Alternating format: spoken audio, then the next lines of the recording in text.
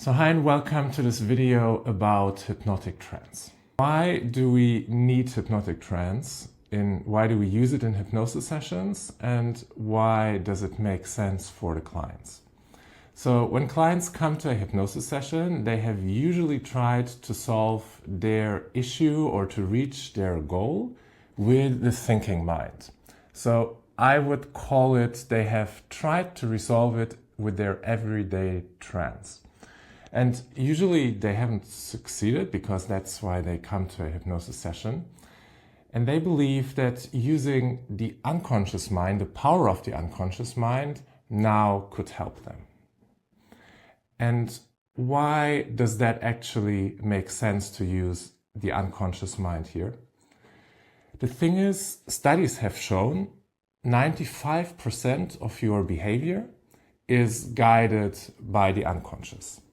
And only 5% of your behavior is guided by the thinking mind. So imagine you have this 95% of your behavior, which you try to influence with 5% of your thinking mind. It probably won't work as well as you might expect. So I believe, and my clients also believe, that if they feel that the problem is in the 95% unconscious, then one should also use methods to go into this unconscious pattern and go into this unconscious intelligence and find the solutions there.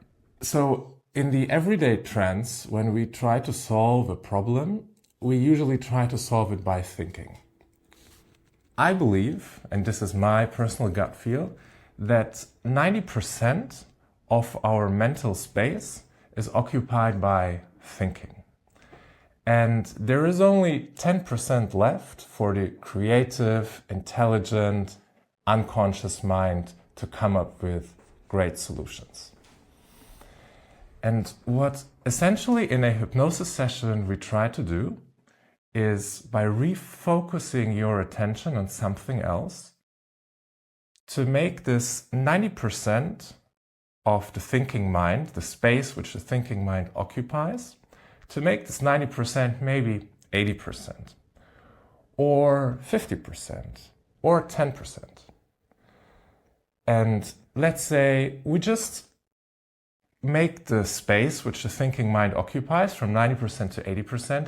This means that the creative part, your unconscious intelligence, your creativity, where you're more in a flow state, this doubles from 10% to 20%. So in a way, even in a light hypnotic trance state, when the thinking mind is dimmed down a little bit, your creative, intelligent flow state mind doubles from 10 to 20%. So even in a very light hypnotic trance, you will be much better able to come up with smart and creative solutions for your problems and access your unconscious patterns. And maybe you have also experienced flow states before, that when you don't have to think about something, but your mind is quite silent and things just flow out of you. Ideas flow out of you, creativity flows out of you. And things which are created in this flow state are just amazing. So artists, when they're doing their masterpieces, they usually work in a flow state. Athletes are in the flow state when they're at sports and they have to focus really sharp and everything else is just dimmed away. And the only thing which is in their mental space is just to achieve peak performance in their sports. And essentially in a hypnosis session, this is exactly what you will also achieve. You get more into a state where your mind can also work more at peak performance. You see often your situation also very, very, very clearly, and you're not thinking, you basically know. You see and you know what is the right thing to do very often. And this can be on having a thought, a very clear thought, kind of a revelation.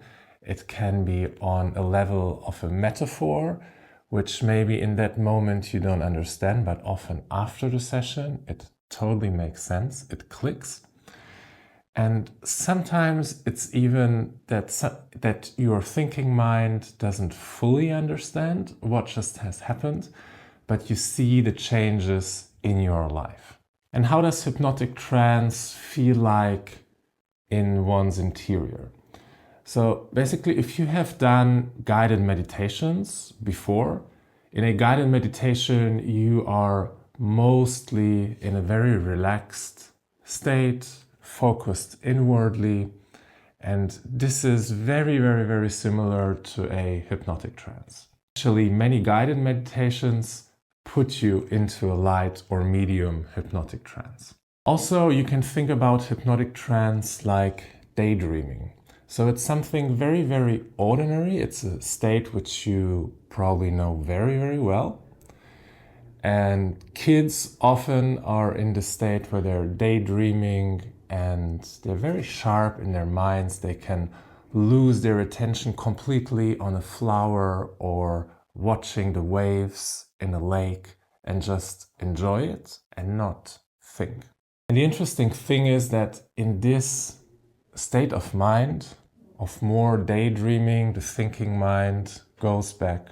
One has this really, really big capacity for one's creative mind and for one's unconscious intelligence. And basically what happens with the brain waves is that in our ordinary everyday trance, where we're like 90% occupied with our thinking mind, we are in beta or high beta brainwaves. And when we go into a light trance, light hypnotic trance, we're more in an alpha state, in a medium, and light hypnotic trance, we're more in a theta state. And when it's getting a deep hypnotic trance, then we are more touching delta state. And in that state, in a deep hypnotic trance, during the hypnotic trance, one has the impression that one is always there, or very relaxed and almost sleeping, but still there. But after the session, one forgets many things which have happened in the session. But let's say consciously one forgets, but unconsciously one remembers. And this is the nice thing. This is also how hypnosis can permanently change certain patterns, because the unconscious actually does remember. The word hypnosis comes from the Greek god Hypnos, which is the Greek god of sleep. And this is also what happens if one would go too much into trance state. So let's say if you do self-hypnosis for yourself, if you go too much in a hypnotic trance state, then in the end you will end up sleeping. So there is no such thing as, oh my God, going too deep into a trance state and something could happen. You would just fall asleep, be very relaxed, wake up and be refreshed again. So yeah, thanks for watching this video. I hope it was useful for you. I'm happy to read your comments if you give me a like, and see you next video.